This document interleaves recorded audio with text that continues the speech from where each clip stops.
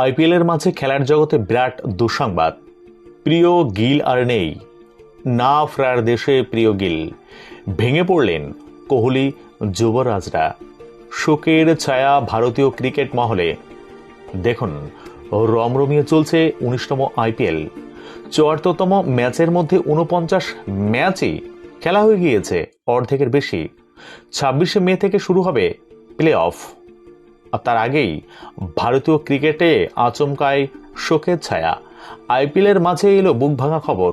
আচমকায় প্রয়াত প্রাক্তন অনূর্ধ্ব-১৯ ক্রিকেটার অমনপ্রীত সিং গিল। ৩৬ বছর বয়সে আচমকায় প্রয়াত হচ্ছেন পাঞ্জাবের মিডিয়াম পেসার। যদিও অমনপ্রীতের মৃত্যুর কারণ এখনও অজানা। অনূর্ধ্ব-১৯ পর্যায়ে বিরাট কোহলির সতীর্থ ছিলেন গিল। খেলেছেন যুবরাজ সিংয়ের সঙ্গেও। ২০০৬ থেকে ৮ সালের মধ্যে পাঞ্জাবের হয়ে ৬টি প্রথম শ্রেণীর ম্যাচ খেলেছিলেন। ১১ উইকেট নিয়েছিলেন গিল। আইপিএলের উদ্বোধনী আসরে প্রীতি জিন্টার কিংস 11 পাঞ্জাবেও ছিলেন। পরে পাঞ্জাবের সিনিয়র নির্বাচক কমিটির সদস্য হিসাবে দায়িত্ব পালন করেছিলেন। গিলের প্রয়াণে ভেঙে পড়লেন কোহলি। এক্সে লিখেছেন, অমনপ্রীত সিং গিলের মৃত্যু সংবাদ পেয়ে আমি গভীর মর্মাহত, শোকাহত।